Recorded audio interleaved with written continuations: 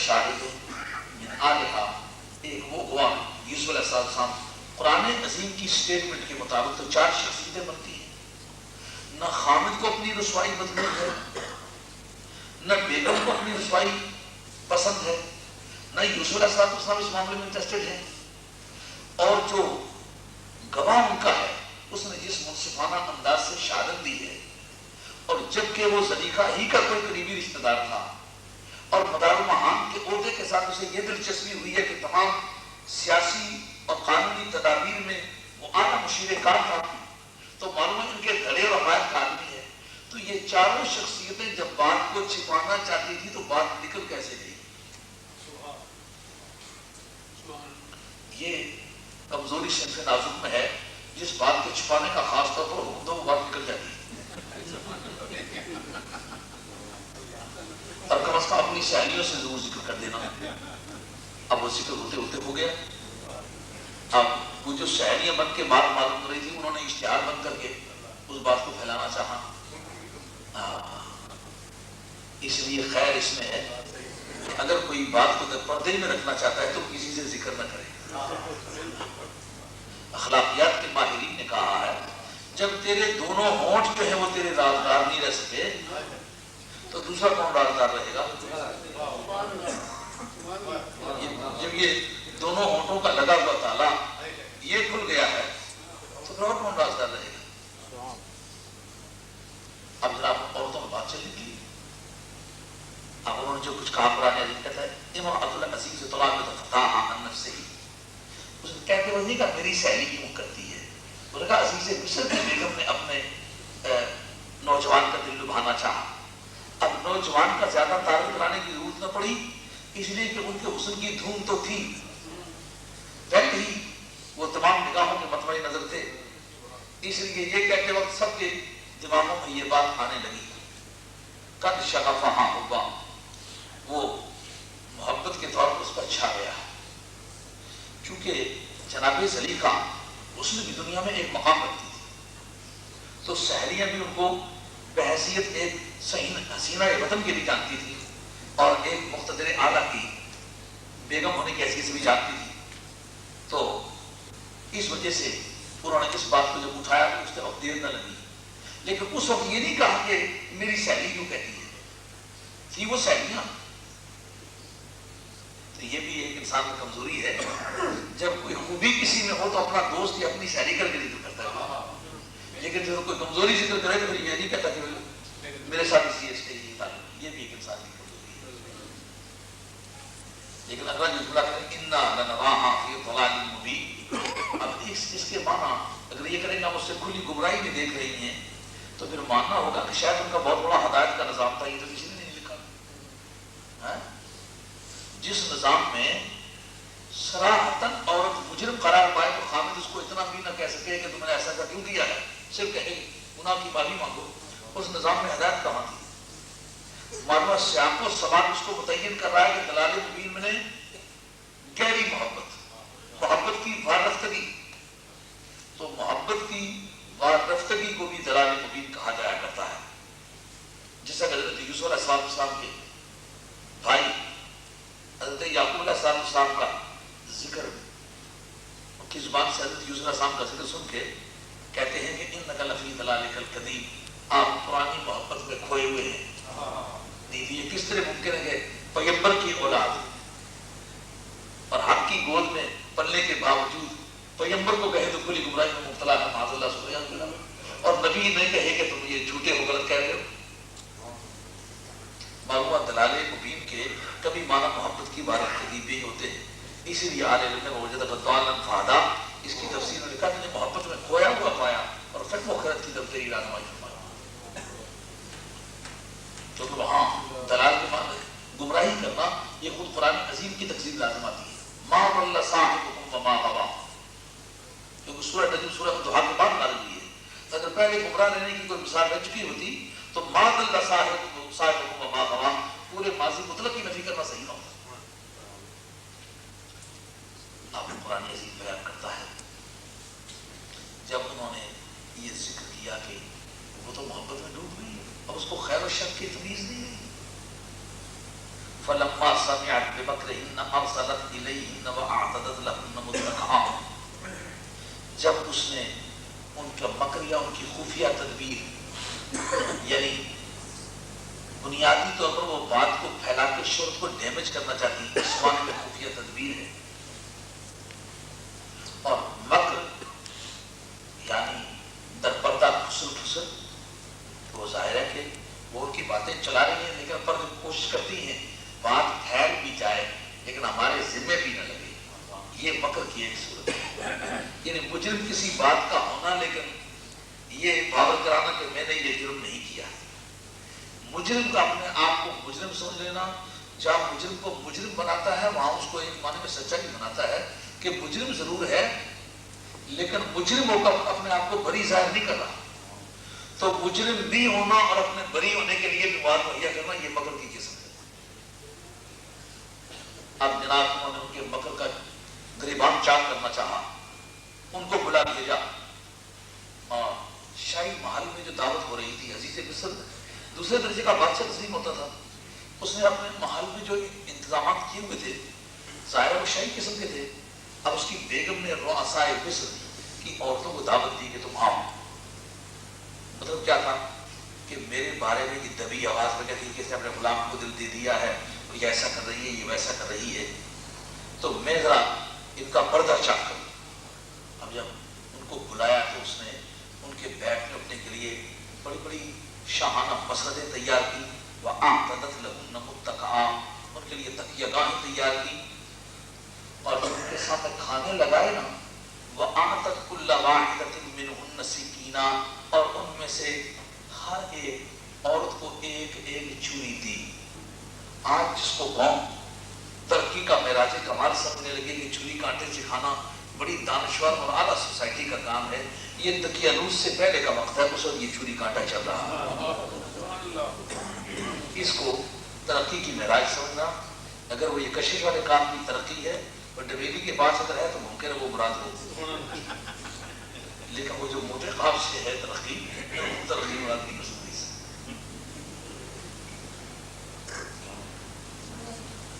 وَآتَتْ كُلَّ وَاحِدَةٍ مِّنْهُنَّ سِكِّينًا، لیکن بڑی دانائے راز ہے، ان میں سے ہر ایک کے ہاتھ میں ایک چھری تھی، ایک چھری سے ایک پھل کاٹنے تھے تو کئی کو ایک چھری استعمال نہ سکتی تھی، مگر ہر ایک کے لیے الگ الگ ہونا معلوم ہے چھری کاٹے کا نظام تھا، یہی چھری۔ لیکن اس جناب یوسف علیہ السلام کو جا کے کہتی ہیں وَقَالَتِ اخْرُجْ عَلَيْهِنَّ، ان کے سامنے آؤ۔ اس جگہ جامی نے بڑے عجیب و غریب مطالعہ چلاؤ بیان کیا، جب آدمی کسی کے سامنے مجرم قرار پا چکا ہو نا تو اس کی بالادستی قائم نہیں رہتی، مجرم جو ہے ڈھیٹ پڑ جاتا ہے، اس کی قوت کمزور ہو جاتی ہے، اور وہ حاکم بھی ہونا اپنے نوکر کے ساتھ بھی اگر کوئی بدی کی قسم کا کام کر رہا ہے جھوٹا پڑ گیا نا تو نوکر پر ہولڈ نہیں رہتا۔ اب یوسف علیہ السلام کے بارے میں جو ان کی قانونی بالادستی تھی قانون ملک کے مطابق، اب وہ وہی مانا جاتی رہی ہے کہ جا کے سیدھے کہہ رہے چلو فلاں کام کرو، نہیں کرتا، مجھے محمد نے میری عزت کا ہاتھ ڈالنا چاہا۔ اب جناب زلیخا ان کے سامنے جا کے اعتراف ضرور کرتی ہے۔ حضرت امام اسماعیل عقیل افندی رحمۃ اللہ تفسیر روح البیان شیخ نے لکھا ہے، اور جامع اس منظر کی حسین سے حسین تصویر کھینچتے ہیں، جا کے دوزانوں پہ بیٹھ گئی، کہا کہ اے یوسف میں انتہائی ذلیل خاتون ہوں، میں انتہائی گھٹیا ہوں، تمہاری نظروں میں بڑی رسوا ہوں، لیکن تم کسی مقدس خاندان کے بزرگ نظر آتے ہو، تو سوسائٹی کے سامنے مجھے رسوا نہ کرو، ایک مرتبہ کے سامنے چلو۔ ان کا نہیں چلتا، تم نے مجھے بہت پریشان کیا، تم نے مجھے بدنام کرنا چاہا، اور بالآخر جو بات پیغمبر کو رضامند کرنے کے لیے کافی یہ ہوئی کہ میں ان کی موجودگی میں اعتراف کروں گی کہ میں نے گناہ کرنا چاہیے، یہ شریک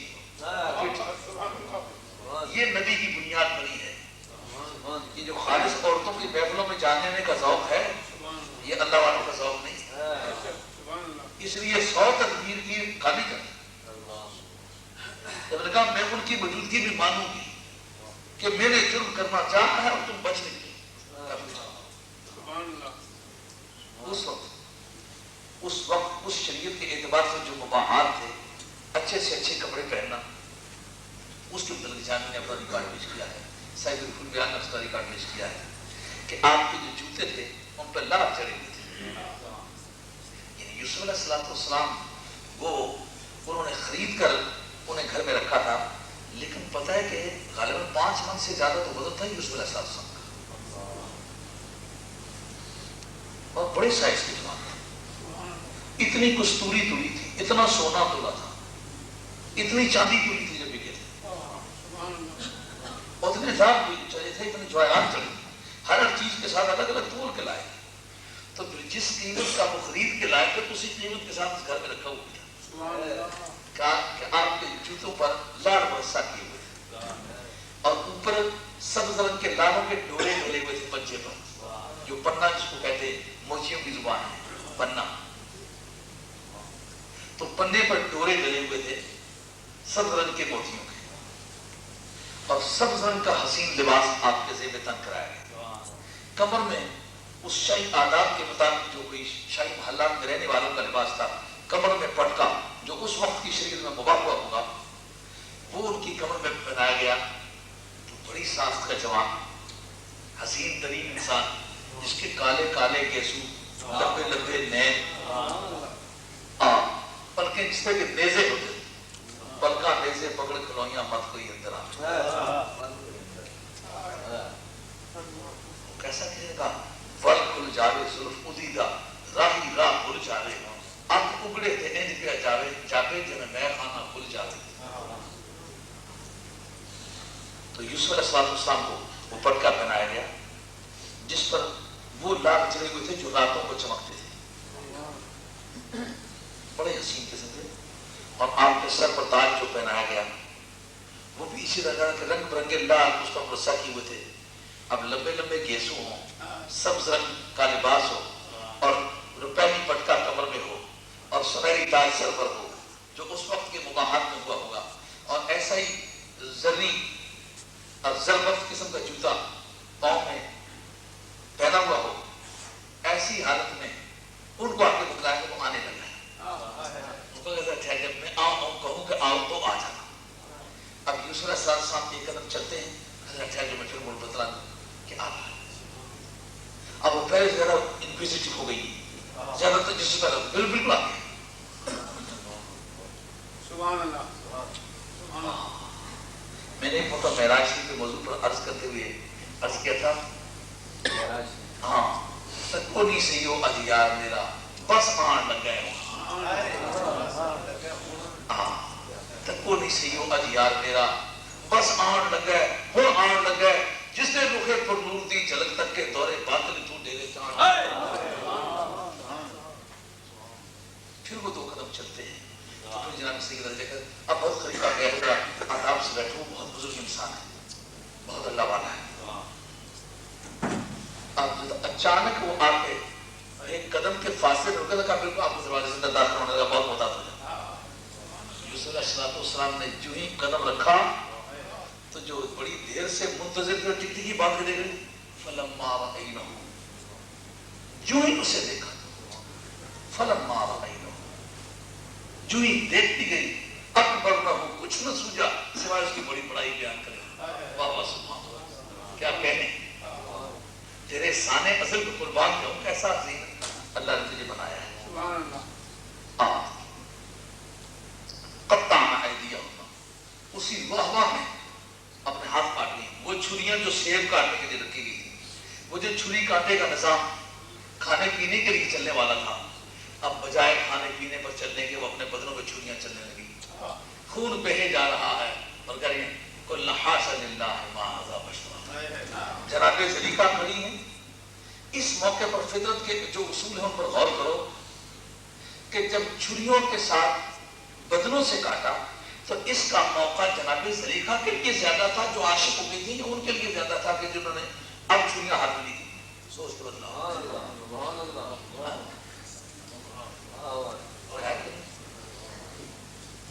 اس جگہ صوفیہ کہتے ہیں کبھی تجلیات برقیہ کو ہی دیکھ کے دم توڑ جانا اور دیوانگی آ جانا یہ شیخ کی بھی کمزوری کی علامت ہے, اور سالک کی کمزوری کی بھی علامت ہے. اور جامی رحمۃ اللہ علیہ بحث صوفی درویش ہونے کے لکھتے ہیں تو بدی جمال و خوبی سر دور گر خرامی. اور پیارے یوسف علیہ السلام کے حسن کی آرائش پر بھی جامی جب ان پر کلام کر چکے تو اس کے بعد کی یہ بات ہے. جامی نے زلیخا اور جامی، یہ آپ کے زمانے میں زلیخا اور جامی ہمارے زمانے میں پڑھی جاتی تھی. زلیخا پڑھنے والا آدمی دم توڑنے لگتا ہے. اس کتاب کا نام زلیخا ہے. حضرت اللہ نور الدین عبدالرحمن جامی رحمۃ اللہ علیہ کی ہے. تو وہ لکھ چکنے کے بعد کہتے ہیں کہ شاہی محلے مصر نے یوسف علیہ السلام کی جو ٹھاٹ دیکھی ہے وہ سمجھنے کے بعد عرض کرتا ہوں تو بدی جمال و خوبی سر دور گر خرامی ارے نہیں بھی کوئی طاقت کے بگفتہ ننترا.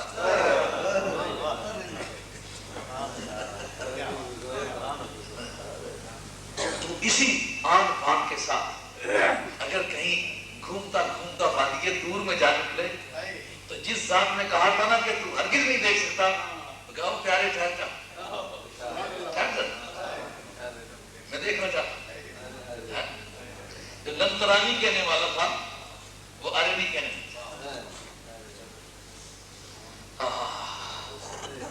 کسی بے باک مگر مقتبر شاعر نے کیا اچھی بات کہی تھی. یاد ہے کوہ دور پر تیری وہ لنترانیاں، یاد ہے کوہ دور پر تیری وہ لنترانیاں، پہلے کہا نہیں نہیں اور بعد میں کچھ دکھا دیا.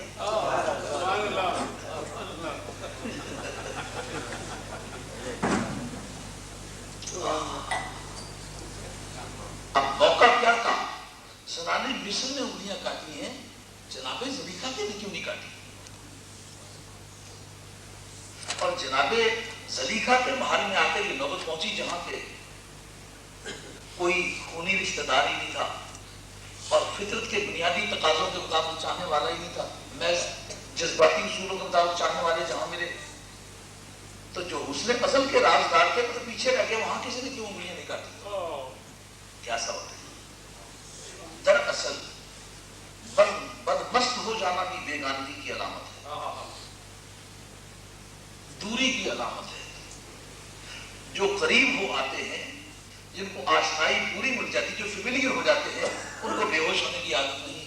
موسیٰ علیہ السلام اس لیے بے ہوش ہوئے تھے کہ انہوں نے دیکھا پہلی مرتبہ تھا، لیکن معراج کی رات سرکار اس لیے بے ہوش ہوئے کہ دیکھا پہلی مرتبہ نہیں.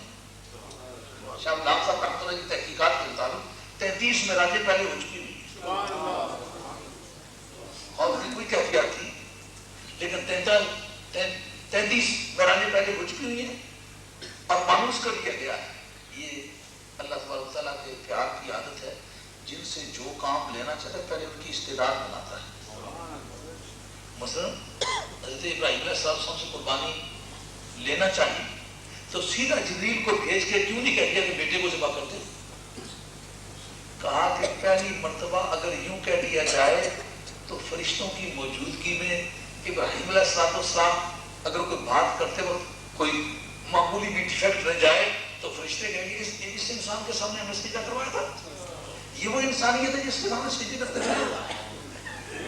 ہیں. تو بہتر یہ ہے کہ پہلے اس کو خواب میں دکھلاؤں، رفتہ رفتہ یہ دھیرے دھیرے اس کے دل دماغ میں اس بات کو راسخ کروں. پہلے خواب میں منظر دیکھے، پھر جاگتے ہوئے کو بات کرے، تو جو 2-4 مرتبہ 6 مرتبہ ایک بات کا تکرار ہوتا ہے تو بات کی سیویریٹی جو ہے نا، زیادہ شدت اور زیادہ سختی کم ہو جاتی ہے. وہ کرنا جس نے ان سے وہ قربانی لینا چاہیے وہ خدا ہے، سیدھا جاگتے ہی کہہ دیتا کر دو قربانی، مگر جاگتے نہیں کہی تھی. پہلے عالم خواب میں نہیں، رفتہ رفتہ جب وہ خیال پختہ ہو گیا تو پھر عالم بیداری میں مقام کرنے کو دیا.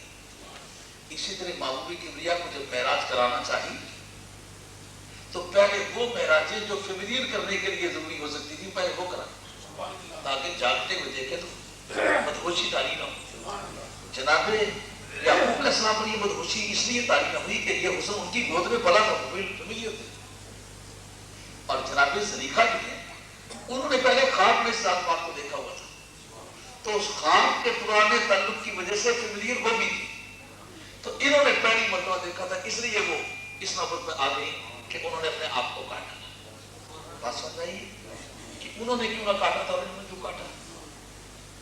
اب جو جملہ انہوں نے کہا ہے وہ عقیدے کے معنی دیتا ہے. قل حاشا للہ ما ھذا بشر. انہوں نے کہا کہ خدا کی قسم سبحان اللہ کہتی ہیں یہ آدمی نہیں ہے. لفظ بشر ایک مفہوم مشہور مبحث رہ چکا ہے ماضی قریب میں. اب تو 2-4 سالوں سے دیکھتے ہیں کہ اس موضوع پر اتنی گفتگو ہوئی ہے کہ جو طبقہ اس پر زیادہ زور دیتا تھا وہ خود دم توڑنے لگا. انہوں نے سمجھا کہ اب برابر ہونے کا چانس نہیں, کیونکہ جن امتوں کا ذکر قرآن عظیم میں آتا ہے مطلبیوں کے ساتھ مزاحمت کی بحث آتی ہے, انہوں نے بساوقات یہی رٹ لگائی ہے. تو چونکہ یہ پوری لگاتار کافروں کی چلی آ رہی تھی, لوگ ڈر گئے کہ یار یہ ہمیں نعرہ موافق نہیں پڑتا, وہ بند ہو گئے.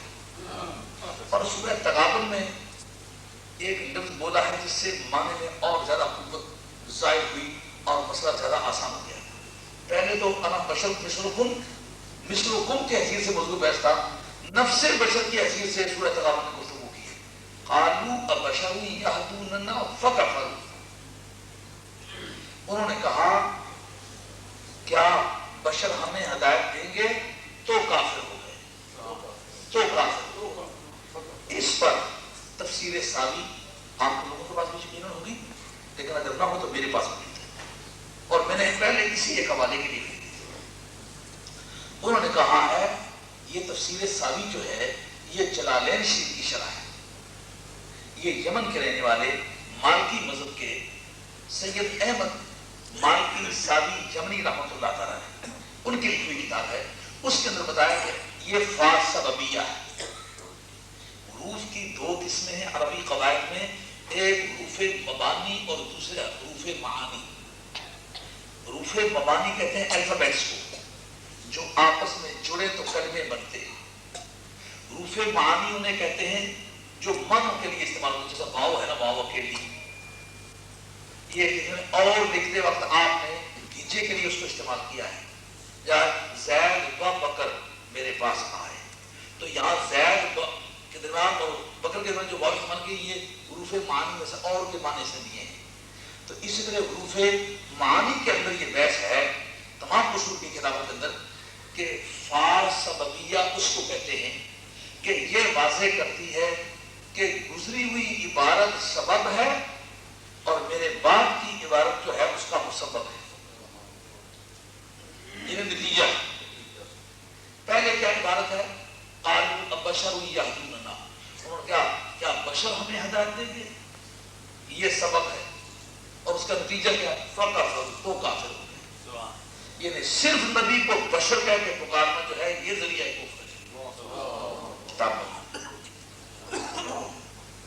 تو معلومات جس کو کوئی بزرگ کہنا چاہتا تھا یہ تو مسلمان تو نہیں تھی نا, تو یہ تو غیر مسلم عورتیں تھی. لیکن پتہ چلا غیر مسلموں کی تہذیب میں بھی بشر ہلکا لفظ تھا. جس کی کوئی بزرگی ظاہر کرنا چاہے اس کو بشر نہیں کہتا تھا. تو آج کے حالات میں بھی دیکھا کہ جو بزرگ سمجھنا چاہتا ہے وہ بشر نہیں کہتا. کبھی ابے کو کہا وہ بشر ادھر آ, اپنے ابے کا تعارف کر یہ بشر صاحب. تو اگر کوئی اپنے باپ کا تعارف یوں کرائے تو وہ گھر جا کے اپنی بیگم سے لڑے گا کہ یہ کیا بچہ پیدا کیا ہے, کیسا نائل آدمی ہے, لوگوں کو بتاتا ہے میرا باپ بشر ہے. حالانکہ ہے تو ہے, وہ بہت ساری حقیقتیں ایسی ہوتی ہیں جو حقیقتیں مطلب حقیقتوں میں ہوتی ہیں لیکن تعبیر نہیں ہوتی, بیان نہیں کی جاتی. زیادہ حقیقتیں آپ کے علم میں ہیں, ہوتی حقیقتیں مگر بتائی نہیں جاتی, ذکر ان کا نہیں کیا جائے. ان ھذا الا ملک کریم, نہیں ہے یہ مگر کو بڑا معزز فرشتہ. اب جناب زلیخا کو موقع ملا, جب ان کا خون ٹپک رہا ہے, ہاتھ زخمی ہو رہی ہے, جناب زلیخا کڑی دیکھ رہی ہے. انہوں نے کیا کہا تھا کہ یہ اس نوجوان کو دل دے بیٹھی ہے. جناب زلیخا نے دعوت ان کو خوش کرنے کے لیے نہیں دی, ان پر اپنی جسٹیفیکیشن پیش کرنے کے لیے کہ اس کو محبت, اس کے سامنے محبت کی گیند ہار دینے میں میں معذور ہوں. یہ میری کمزوری نہیں, یہ میری بے بسی کی بات ہے, میں کر کچھ نہیں سکی. ان پر یہ واضح کرنا چاہتی ہیں. تو اس وضاحت میں موقع کس نے بن سکتا تھا کہ یوسف آئے سامنے یہ اسے ایک مرتبہ دیکھیں، پھر میں ان سے پوچھوں کہ کیا اس کو دل دیا جا سکتا ہے کہ نہیں دیا جا سکتا۔ جب ان کے خون ٹپک رہے تھے تو کہا فَذَلِكُنَّ الَّذِي لُمْتُنَّنِي فِيهِ، ذرا ٹھہرو دم لو، یہ وہی آدمی ہے جس کے سلسلے میں تم نے مجھے ملامت کی ہے، یعنی میں نے تو دل دیا ہے، تم ہاتھ کاٹ رہی ہو، یہ موقع ہے۔ لیکن وہ جو وعدہ کیا تھا اس کو پھر پورا کیا، کہا وَلَقَدْ رَاوَدتُّهُ عَن نَفْسِهِ فَاسْتَعْصَمَ، سب عورتوں کی موجودگی میں برملا طور پر یہ کہا کہ میں نے واقعی اس کا دل لبھانا چاہا لیکن یہ بچ نکلا، اس نے اس میں شیئر نہیں کیا۔ یہ بات ہے، انہیں تنہائی میں پیغمبر سے جو وعدہ کر کے آئی تھی وہ آ کر کے پورا کیا تاکہ نبی کے یہاں آنے کی وجہ جواز نکل آئے۔ جو تنہا عورتوں کی میٹنگ میں جانے کے کا پروگرام ہے اس کی وضاحت ہو جائے کہ کیا پیغمبر اس طرح آیا کرتے ہیں، کیا پیغمبروں کے ماننے والے اس طرح کیا کرتے ہیں۔ اب ان کا یہ کہنا لقد راودتہ عن نفسہ فاستعصم، میں نے اس کا دل دکھانا چاہا مگر یہ بچ نکلا ہے، لیکن آگے پھر وجود کر دی کتب لم يفعل ما آمره ليسجنن وليكون من الصاغرين۔ ذرا تہذیب کا دیوالیہ پن، تہذیب کی بیکرنٹی، اس کا اندازہ کریں۔ انسانی پہلی مرتبہ آج کے حالات میں گرفتار نہیں ہے، اس سے بیشتر ایسے حالات گزرتے رہے ہیں اور یہ مدھم پنچم انسانی زندگی میں پیدا ہوتے رہے ہیں، جس کا مطلب یہ ہے کہ مذہبی پیشواؤں کو، باپوں کو، بڑے بھائیوں کو، خاندان کے خیر خواہوں کو اور بزرگوں کو اور مصلحین کو نا امید نہیں ہونا چاہیے۔ اس طرح کے پہلے مدھم پر پنچم بہت مرتبہ گزر چکے ہیں۔ یہ وہ وقت ہے کہ 40 عورتیں رؤسائے مصر کی موجود ہیں، ان کی موجودگی میں کہتی ہیں کہ اگر اس نے وہ کام نہ کیا جو میں اسے کہہ رہی ہوں تو پھر اسے جیل میں ڈال دیا جائے گا یا اسے ذلیل و خوار ہونا پڑے گا، یا پھر اور ذلیل و خوار بھی ہونا پڑے گا۔ کیا مطلب؟ جیل میں ڈال دیں گے اور بہت رسوائی ہوگی اس کی کسی بات کا باس نہیں کیا جائے، نہ اس کے حسن کا، نہ اس کی صحت کا، نہ اس کے تقدس کا، نہ اس کے حسن عمل کا، نہ چلن چال کا، نہ اچھے کیریکٹر۔ اس سے ایک بھائی اور سبق حاصل کرو، کبھی آدمی انسانیت کی اس منڈی میں جا نکلتا ہے جب اچھا قسم کا کردار کوئی ویلیو نہیں لاتا۔ ہماری بیٹیاں بھی سنیں، ہماری بہنیں بھی سنیں، نوجوان بھی سنیں، بزرگ بھی سنیں۔ ایک آدمی کسی سے نیکی کرتا ہے، کہتا ہے میں جس سے نیکی کرتا ہوں وہ مجھ سے بدی کرتا ہے، اس امید سے کرتا کہ کہ یہ نیکی کرے گا۔ یہ دارالجزا تو نہیں ہے، دارالعمل ہے۔ یہ نقطہ میرا یاد رکھو، اس امید پر مت کسی سے نیکی کرو یہ مجھ سے نیکی کرے گا، اس کا نام ہے بدلہ۔ یہ بدلے کی دنیا نہیں، یہ عمل کی دنیا ہے۔ بدلے کا دن قیامت وقت کا دن ہے، اس سے بیشتر بدلے کی توقع مت کرو، اور نیکی کر کے بندے سے نیکی کی توقع کرنا یہ ایک تجارتی عمل ہے۔ بندے سے نیکی کر کے خدا سے اجر کی امید رکھنا یہ مسلمان کا مزاج ہے۔ یہ بات یاد رکھیے، بندے سے نیکی کر کے خدا سے اجر کی امید کرنا یہ مسلمان کا مزاج ہے۔ بندے سے توقع کر لینا، یہ تو اس کو نیوتا کہتے ہیں نا اردو والے، پانچی نیوتا ان کی ادبی زبان ہے، عام جو کی بول چال آنچن سانچن ہے، یعنی لے دے کرنا۔ آپ نے ایک شادی کے موقع مجھے 10 پاؤنڈ دے دیے، میں آپ کی کسی شادی کے وقت 11 پاؤنڈ دے دوں، آپ نے مجھے ایک جوڑا دیا تھا، میں ساتھ اس کو فالتو چیز بھی آپ کو دے دوں، یہ اردو ادب میں نیوتا کہلاتا ہے۔ نندرا تو صرف پیسے نقد کے لیے آتا ہے، یہ میں ملک کا رہنے والا ہوں، نندرا نقد پیسے کے لیے آتا ہے، جوڑے کے لیے نندرا نہیں آتا۔ اور کوئی گفٹ وغیرہ نہیں، واٹر سیٹ لے آئے اس کو پانچی کہہ سکتے ہیں لیکن اس کو نندرا بھی کہتے ہیں۔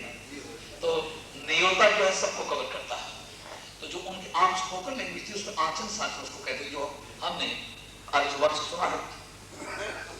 تو خیر اس میں زیادہ نقی کی ضرورت بھی نہیں ہے۔ تو مطلب یہ کہ آدمی کسی سے نیکی کر کے تو یہ بدلے کی امید کرے کہ یہ آدمی مقابلے میں نیکی کرے، یہ سوچ کی غلط ہے۔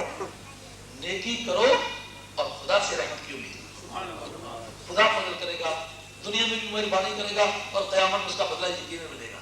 جب آپ بندے کے لیے کوئی کام کر رہے تو خدا کیوں آپ کو اس کا بدلہ دے گا؟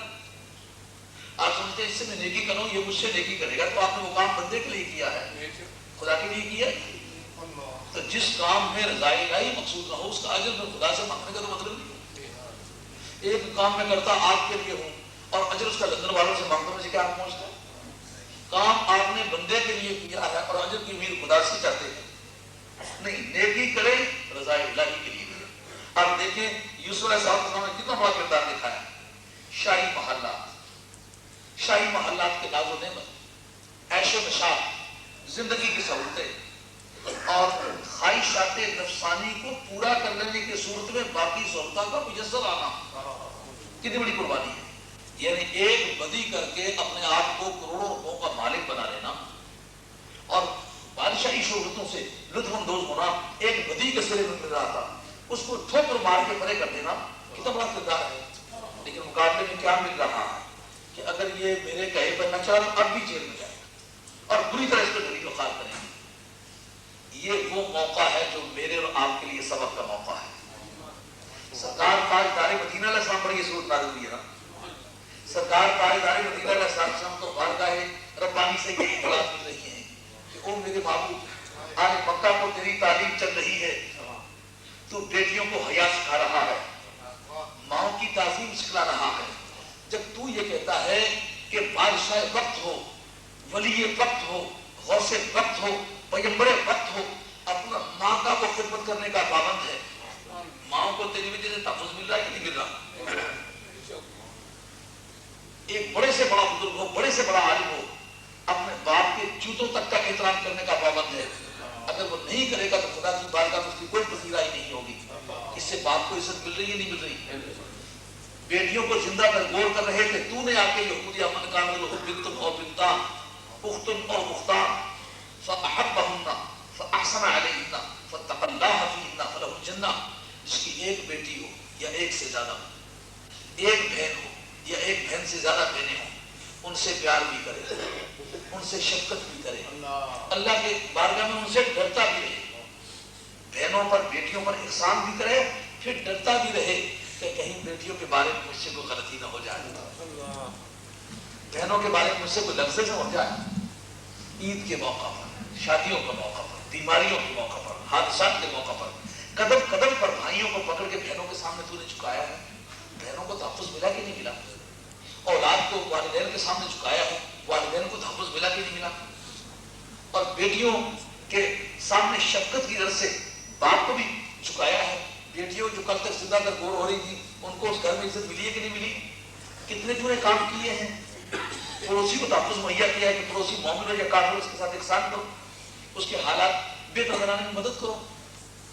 تو کتنے بڑے تم نے کام کیے ہیں، قوم تیری ان کوالٹیز کو تسلیم نہیں کر رہی اور ان سب نیکیوں کے جواب میں کہتے ہیں کہ اس کو یا کسی ایسی دور دست زمین میں پھینکا ہو جہاں سے واپس آ سکے، ایک دوسرا یہ کہ اس کو ایسے مکان میں بند کرو جہاں بھوکا مر جائے، تیسری صورت یہ کہ سارے قبیلے مل کے اس کو اس طرح قتل کرو کہ اس کا قصاص کوئی نہ لے سکے۔ تیری یہ 12-13 سالہ تعلیمات اور انتھک کوشش اور خون پسینہ ایک کر کے محنت کر کے بندے کو خدا سے آشنا کرنے کے وسائل مہیا کرنے کا اجر ہر صورت یا جلا وطن کرنا یا مکان میں بند کرنا یا اپنے ہاتھوں سے مار ڈالنا، یہ اجر بن رہا ہے۔ تو میرے محبوب اس بات کو دیکھ، یوسف علیہ السلام نے کتنا کریکٹر دکھایا تھا، تو اس کردار کے بدلے میں کیا کر رہی تھی کہ لَإِن لَمْ يَفْعَلْ مَا آمُرُهُ، جو میں کہہ رہی ہوں اگر اس نے وہ بات نہ مانی، میرے کہے پر نہ چلا تو لَيُسْجَنَنَّ، اس کو قید میں ڈال دیا جائے۔ یہ بات سرکار کو بھی ہے۔ اور دوسری طرف آج کے حالات میں میرے اور آپ کے لیے اس کا تفصیلی کیا معنی ہے؟ مفسر کا کردار یہ ہے کہ دیکھیں کہ آج کے حالات میں اس سے کیا کنکلوژن ہو رہا ہے، اس سے کیا نتیجہ برآمد ہو رہا ہے۔ میں یا آپ مثلا ایک مذہبی پیشوا ہوں، کسی قوم کو قرآن سکھاتا ہوں، حدیث سکھاتا ہوں، اخلاقیات سکھاتا ہوں، قوم میرے گریبان پر ہاتھ رکھ لیتی ہے، مجھے مارتی، مجھے پریشان کرتی ہے، تو مجھے یوسف علیہ السلام کے اس واقعے سے کیا نتیجہ حاصل کرنا چاہیے کہ ان کے اتنے بڑے کیریکٹر کے مقابلے میں قوم نے کیا کیا تھا؟ کہتے تھے اگر بات نہ مانی جو ہم کریں، کہتی تو وہ بھی جانتی تھی باطل ہے، اگر باطل نہ ہوتی تو عورتیں کریٹیسائز کیوں کرتی؟ اگر یہ کریٹیسزم نہ ہوتا تو یہ اپنی وجہ جواب ان کے سامنے پیش کرنے کے لیے ان کی دعوت کیوں کرتی؟ معلوم ہوا کہ قانون ملک میں جو ویجیلنس آف پیپل تھی، لوگوں کی گرم نگاہی، یعنی ایگزیکٹو، جوڈیشری، لیجسلیچر، اور اس کے چوتھا ادارے کا نام ہے ویجیلنس آف پیپل قانون جس کو کہتا ہے، لوگوں کی گرم نگاہی، لوگ دیکھ کے حق رکھتے ہیں کہ کہیں یہ برا کام کیوں کرتا ہے، کیوں کرتا ہے، یہ بہت برا سو کیا ہے، بڑا گھٹیا آدمی ہے۔ لوگوں کو برا کہنے کا رائٹ ہے، جب کوئی بدی کرے تو رضائے الہی کے لیے یا اس کی درستی کے لیے اس پر تنقید کریں۔ اس ادارے کا نام ہے ویجیلنس آف پیپل، قانون کی زبان، لوگوں کی گرم نگاہی۔ تو اگر کوئی جائز کام کرتا، مثلا کوئی اللہ اللہ کرتا ہو، تو اس پر کسی شخص کو تنقید کرنے کا حق نہیں، کہ اس کو گرم نگاہی استعمال کرنے کا طریقہ نہیں آتا۔ یار مثال ہے کہ بالکل غلط ہے، کسی کی بدی پر تنقید کرنے کا حق پہنچتا ہے، نیکی پر تنقید کرنے کا کوئی حق نہیں پہنچتا۔ تو آج کے حالات میں جو واضح ہے اس کا کیا نتیجہ مل رہا اس آیت کے پڑھنے کا، کہ یوسف علیہ السلام نے اعلیٰ کیریکٹر دکھلایا، تو اعلیٰ کیریکٹر کے جواب میں جناب زلیخا کریں گے، جیل میں ڈالیں گے، ذلیل کر دیں گے۔ سرکار نے اعلیٰ سے اعلیٰ کردار دکھلایا تو کہتے ہیں یا جلا وطن کر دیں گے، یا بند مکان میں بند کر کے مار ڈالیں گے، یا قتل کر ڈالیں گے۔ یوسف علیہ السلام کا واقعہ بطور واقعہ کے الگ، سرکار کی تسکین قلب بجائے خود۔ اور آج میرے اور آپ کے لیے اس میں کیا بات عجیب ہوتا ہے، مفسر کا کردار در اصل یہ مہم ہے، جس جگہ مفسر کی ضرورت پڑتی ہے۔ جسے کبھی آپ لوگوں نے لا کے امتحان دیے ہوں گے، تو لا کے امتحان میں ایسا نہیں تھا آپ کو کوئی لمبی عبارت دے کے اس کا ترجمہ کر دو، اس کا مطلب بیان کر دو۔ کہتے ہیں کہ یہ واقعہ پیش آیا ہے، یہ کتاب آپ کے سامنے پیئر ایکٹ ہے، آپ اس کی سیکشن دے کے اس پر اپلائی کریں، کون سی سیکشن لگتی ہے۔ تو طالب علم تلاش ہی کرتے رہ جاتے ہیں، تو امتحان کے کمرے کا وقت ختم ہو جاتا ہے، تو بلینک پیپر چھوڑ کے چلے جاتے ہیں۔ تو جو خوش نصیب ہوتے ہیں وہ سیکشن تلاش کر لیتے ہیں۔ تو اس طرح آج حالات پیش آ رہے ہیں، مذہبی پیشوا سے پوچھو کہ آج کے حالات پر کون سی آیت اپلیکیبل ہے۔ میں ایک مذہبی پیشوا ہوں، لوگوں کو واعظ کرتا ہوں، نصیحت کرتا ہوں، حق کی طرف لاتا ہوں، قرآن کی دعوت دیتا ہوں، اللہ اللہ کرنے کی دعوت دیتا ہوں، اچھے اخلاق سکھاتا ہوں۔ اگر قوم اس کے بعد میرے گریبان پر ہاتھ رکھ لیتی ہے، مار چھوڑیں گے، کبھی نہیں چھوڑیں گے، سیدھے ہو جاؤ، وغیرہ ایسا کر دیں گے، ویسا کر دیں گے۔ اب میرے اوپر کون سی آیت اپلیکیبل ہوگی؟ یہ آیت کہ اچھے کردار کے بعد کبھی قوم یہ کہتی ہے کہ گھٹیا بن جاؤ وگرنہ جیل میں ڈالیں گے، اس سے پھر آگے لائنز کون سی ملتی، کس پر عمل کس پر ہونا چاہیے؟ جس پر حضرت یوسف علیہ السلام نے عمل کیا، جس پر سید دو عالم علیہ السلام نے عمل کیا، اس پر آج عمل ہوتا ہے۔ یعنی کیا جس وقت اتنا کردار دیکھ چکے تو یوسف علیہ السلام نے کہتے ہیں یار اس جہان میں نیکی کرنے کا، ثابت قدم رہنے کا، اچھا بن کے رہنے کا، پاک دامن بن رہنے کا کیا صلہ ہے؟ چلو لوگ بدی کرتے تو ہم بھی کرتے، معاذ اللہ سن لیا، یہ ان کی شان کے لائق نہیں تھا۔ انہوں نے کہا مر جانا منظور ہے، کچھ ہو جائے لیکن اس پر ثابت قدم رہوں گا، مجھے نتیجے کا انتظار نہیں، میرا مولا جانے وہ نتیجہ، میرا کام سیدھے راستے پر چلنا ہے۔ تو جس وقت انہوں نے اس کے جواب میں یہ بات کہی کہ قال رب السجن احب الی مما یدعوننی الیہ، یہ کلنچ آف دا کیس ہے، یہ سارے اس بحث کا حاصل ہے۔ انہوں نے کہا مولا کریم آپ اس نے اپنا ڈیسیجن دے دیا ہے، یہ بے گناہ، چلو اب جو پیغمبر کو پراپرٹی چاہیے معصومیت اور بے گناہی کی، وہ تو میری محفوظ ہوگی، رہ گئی یہ بات کہ آئندہ کا یہ مجھے تھرٹ کر رہی ہے کہ اسے جیل میں ڈال دوں گی۔ اور عورتوں نے جو مل کے کہا یدعوننی، پتا چلا کہ یہ جو بچاتی ہے اسی طرف ہو گئی ہے۔ بات سمجھ نہیں سمجھو، وہ بات سمجھو، وہ بات مولانا سمجھو کیا کہہ رہا ہوں، مجاہدی ملے ہو گئی ہے، طاقت اکٹھی ہو گئی ہے، سچائی پر ایک ہی تنہا رہ گیا ہے۔ توحید تو یہ ہے کہ خدا حشر میں کہہ دے یہ بندہ دو عالم سے خفا میرے لیے ہے، اسی مجاہدی سے مطلب ہے جو نقطہ حصہ تھا اس پر قائم رہو۔ سب عورتوں نے جو مل کے کہا بات بات کرتا ہوں کس نے کہا، لیکن جو نتیجہ کس کرنا چاہتا ہوں وہ آپ نتیجے کو پہنچ جائے۔ جب عورتوں نے مل کے کہا بدی پر ساری اکٹھی ہو گئی، یہ یونینیمس ڈیسیژن ہو گیا، ایک کو بھی اختلاف نہ رہا۔ اختلاف صرف اس کو ہے جس کا اللہ سے تعلق ہے۔ کبھی اللہ والے پوری قوم میں مظلوم ہو جاتے ہیں اور اکیلے رہ جاتے ہیں، کوئی ان کا ساتھی نہیں رہ جاتا۔ اس وقت انہوں نے کہا کیا کہ تم نے اپنا ڈیسیژن دیا، اپنا ڈیسیژن سنو، آنا رب السجن احب الی مما یدعوننی الیہ۔ اے مولا کریم اب دو راستے ہیں، یا بدی کروں تاکہ تخت کا مالک بن جاؤں، یا نیکی پر قائم رہوں جیل میں چلا جاؤں۔ مولا کریم تیری رضا کے لیے مجھے تاج و تخت کے مقابلے میں جیل خانہ منظور ہے، کیونکہ جیل خانے میں تیری رضا ہے۔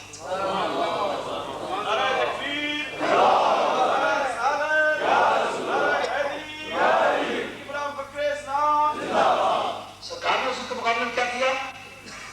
کہا کہ 13 برس پاس کیا ہے، دن رات ایک کیے ہیں، اپنی اہلیہ کے کنگن بیچ کے اس قوم پر خرچ کیے ہیں، بالیاں بیچ کے خرچ کی ہے، اس کی پوری جائیداد خرچ کی ہے، جو کچھ زندگی میں اثاثہ بنا کر وہ خرچ کیا ہے، اپنی صحت اور جوانی لڑائی ہے، اپنے تمام وسائل استعمال کیے ہیں۔ اب 13 برس کی لگاتار محنت کے بعد قوم کے اندر یا جلا وطن کریں گے، یا تنہا مکان میں بند کریں گے، یا اپنے ہاتھوں سے قتل میں ڈالیں گے۔ مولا کریم اگر تیری رضا جلا وطن ہونے میں ہے، قتل میں ہے، تنہا مکان میں بند ہونے میں ہے، تو مولا جو تیری رضا ہے اس پر قائم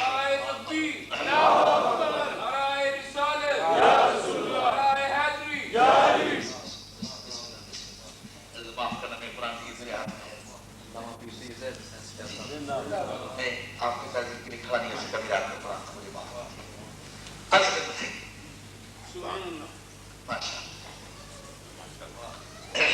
یہ پیر صاحب شاہ نٹنگم سے تشریف لائے اور جی حضرت آپ کی بڑی بندہ نوازی میں آپ کے قدموں کی خاک میں میری کیا حیثیت ہے، یہ بزرگوں کی شفقت ہے کہ یہ سارے علماء بڑے بڑے اعلیٰ صلاحیتوں کے علماء ہیں، یہ سبھی ہزار تشریف لائے ہیں، میں تو اس قابل نہیں ہوں، یہ ان کی بندہ پروری ہے۔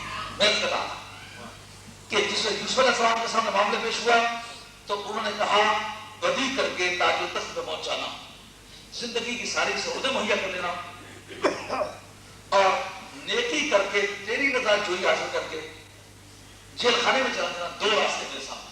لیکن مولا کریم میں زندگی کی ساری نعمتوں پر لات مار کے نہ جیل خانے کی کوٹھی کو ترجیح دیتا ہے کہ تو راضی،